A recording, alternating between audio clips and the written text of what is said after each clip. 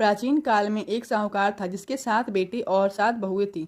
इस साहूकार की एक बेटी भी थी जो दीपावली में ससुराल से मायके आई थी। दीपावली पर घर को लीपने के लिए 7 बहुएं मिट्टी लाने के लिए जंगल में गई तो ननद भी उसके साथ चली गई।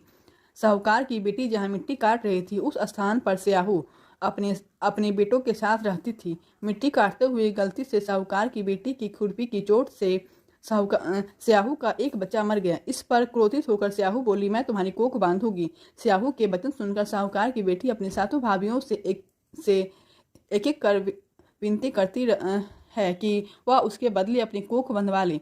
सबसे छोटी भाभी अपनी ननद के बदले अपना कोख बंधवाने के लिए तैयार हो जाती है। इसके बाद छोटी भाभी के जो बच्चे होते हैं वे 7 दिन के बाद मर जाते हैं। 7 पुत्रों की इस प्रकार की मृत्यु के बाद उसने पंडित को बुलवाकर उसका कारण पूछा। पंडित ने सुराही गाय की सेवा करने की सलाह दी।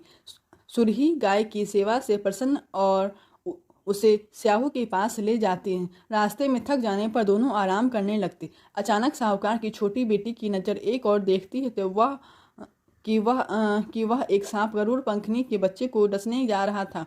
वह सांप को मार देती है। इतने में गरुड़ पंखनी वहां आ जाती है और खून बिखरा हुआ लगता है कि खून बिखरा हुआ देखकर उसे लगता है कि छोटी बहू ने उसके बच्चे को मार दिया है। इस पर वह छोटी बहू को चोंच से मारना शुरू करती है। छोटी बहू इस पर कहती है कि उसने तो उसके बच्चे की जान बचाई है। गरुड़ पंखनी इस पर खुश होती है और सुरही सहित उन्हें स्याहू के पास ले जाती है। वहाँ स्याहू की छोटी बहू की सेवा से प्रसन्न होकर उसे 7 पुत्र और 7 बहू होने का आशीर्वाद देती है। स्याहू के आशीर्वाद से छोटी बहू का घर और पुत्र वधुओं से हरा भरा हो जाता है।